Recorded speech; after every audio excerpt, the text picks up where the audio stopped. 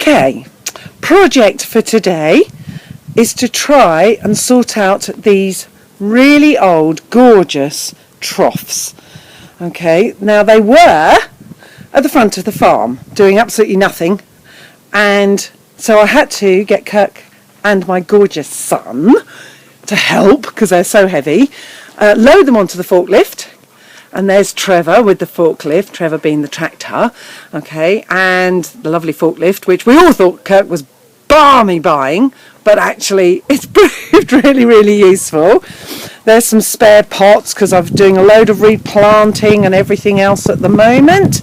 So, but as I say, my project is these troughs because I'd like to try and plant some lovely vegetables because, as I say, we've now not got a greenhouse because a couple of years ago the barn and the greenhouse were destroyed.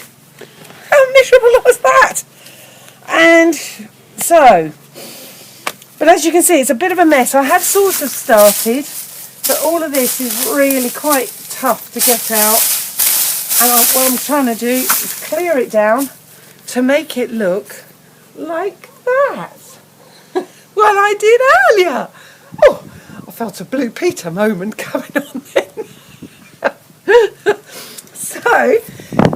So once I've done all of this and I've filled it with some lovely stuff in this one and that one, lovely stuff being a bit of a mixture of compost, which obviously we've produced ourselves because we recycle everything, and alpaca poo.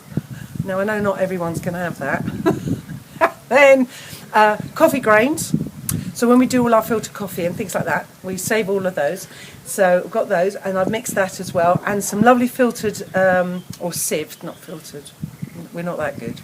Sieved soil, and I've just mixed it all up in that big tub there, and then I'm using that to sort of plenish these, and then the tomatoes and the lettuces, which are growing in pots around there, are going to be put into these lovely troughs.